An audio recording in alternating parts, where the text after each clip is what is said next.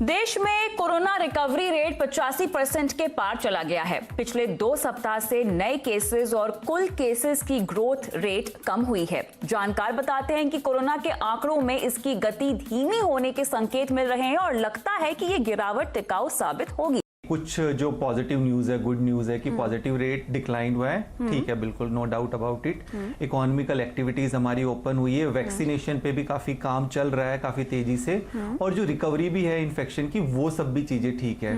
उसके अलावा हमारे जो नए टेस्टिंग के प्रोब्स आए हैं, वो भी एक अच्छा साइन है कि कई तरह के हमारे और भी नए टेस्ट डेवलप्ड हुए हैं वायरस को डिटेक्ट करने के लिए। बट जो अभी आपने जैसा पूछ रहे हैं आप सवाल कि जो ग्रामीण इलाके हैं हमारे या टायर 2 टायर 3 सिटीज है, वहां पर अभी क्या सिचुएशन है। हाँ, पहले मेट्रोपॉलिटन सिटीज के अंदर जो है ग्राफ काफी तेजी से बढ़ रहा था, पॉजिटिविटी रेट भी काफी बढ़ रही थी। बट जिस तरह से अब बाकी दूसरे जगह पे छोटे शहरों के अंदर भी और हमारे ग्रामीण इलाकों के अंदर भी जिस तरह से चीजें ओपन हुई है, जिस तरह से और हमारा अभी ट्रैवल शुरू हो गया बाकी जगह पर, तो वहां पर भी केसेस अब बढ़ना शुरू हो गए हैं। कि हाल फिलहाल की मैं बात करूं कि मैं अभी जस्ट मेरा ट्रैवल हुआ था उत्तराखंड में, और वहां पर हम देखें तो वहां पर जो बेसिक 3 हमारी गाइडलाइंस है शुरू से हम जो देख रहे हैं कि अभी हमारी वैक्सीनेशन वही है कि वो 3 guideline, masking, distancing and sanitisation, तो वो अभी फॉलो वहां पर नहीं हो रही है। बिल्कुल कि देखिए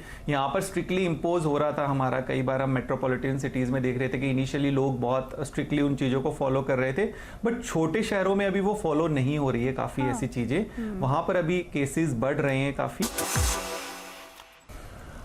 जी बिल्कुल, जैसा अभी डॉक्टर जोशी ने बताया और डॉक्टर बेला ने भी बताया, सबसे इंपॉर्टेंट मास्किंग वाला 2 चीजें हैं, जो सैनिटाइजेशन है और आपका सोशल डिस्टेंसिंग है। कई बार वो कॉम्प्रोमाइज हो सकता है, जिस तरह से हम देखें कि अभी अनलॉक हो गया और सब तरफ जिस तरह से क्राउड का माहौल है, पर मास्किंग तो बिल्कुल भी कॉम्प्रोमाइज नहीं होना चाहिए। वो तो मस्ट है, मास्किंग तो लगाना ही लगाना है। ये तो मतलब हमें हैबिट बनानी है कि अगर हम बात भी कर रहे हैं तो मास्क पहनकर बात करें, क्योंकि तभी वो हैबिट बनेगी। अभी कई बार क्या होता है कि लोग बात करते हैं तो मास्क को नीचे कर लेते हैं। हाँ। तो वो तो बहुत जरूरी है। इसके अलावा जैसे कि हम लेबोरेटरी में देखते हैं कि अभी भी जो टेस्टिंग वाली बात है, लोग सिम्टम होते हुए भी टेस्ट नहीं करा रहे हैं। हाँ। जबकि अभी तो प्रिस्क्रिप्शन भी जरूरत नहीं है टेस्टिंग के लिए। एक तो हमारी अपील है कि भाई टेस्टिंग तो अगर आपको सिम्टम है तो टेस्टिंग तो कराना जरूरी है ही, बिकॉज अब तो कैपेसिटी भी बढ़ गई है। और दूसरा एक जो देखने में आया था सीरो सर्वेलेंस का, जैसा हम डेटा देखें कि हमारी जो यंग पॉपुलेशन है वो सबसे ज्यादा इन्फेक्टेड हुई थी, जिसमें 18 से लेके 44 साल तक के जो हमारे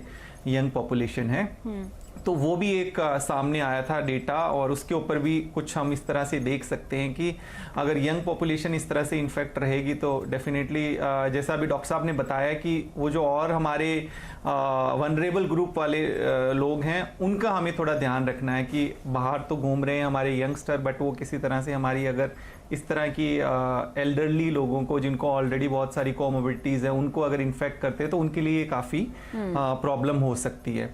इसके अलावा एक चीज़ और है जिसपे मैं सबसे ज़्यादा ध्यान खिंचवाना चाहूँगा, जिसकी अभी हमारा मेट्रो एंड सिनेमा हॉल्स भी मतलब ओपन हो रहे हैं, और उनके ऊपर भी तो वहाँ पर भी हम देखें कि मेट्रो में भी हमने देखा अभी लास्ट टू लास्ट वीक की मोर देन 500 के करीब चलान्स हुए थे।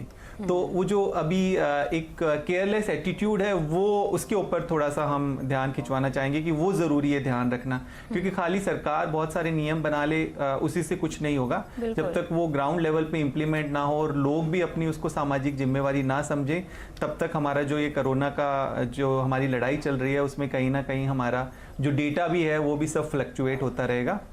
तो ये चीजें हमें थोड़ा ध्यान रखने की जरूरत है। और इसके अलावा शायद डॉक्टर शशांक भी जान रहे होंगे कि अभी हमारे पास पोस्ट कोविड भी काफी पेशेंट है जो रिकवर होने के बाद भी, रिकवरी के बाद भी उनको बहुत तरह की काफी कॉम्प्लिकेशंस और भी कुछ प्रॉब्लम्स चलती रही हैं। तो इसलिए थोड़ा हमें ध्यान रखना जरूरी है। देखिए जिस तरह से अभी हमारे पास पेशेंट आ रहे हैं दोबारा, तो उनको पायरेक्सिया फीवर उनको रहता ही रहता है, नॉन इन्फेक्टिव।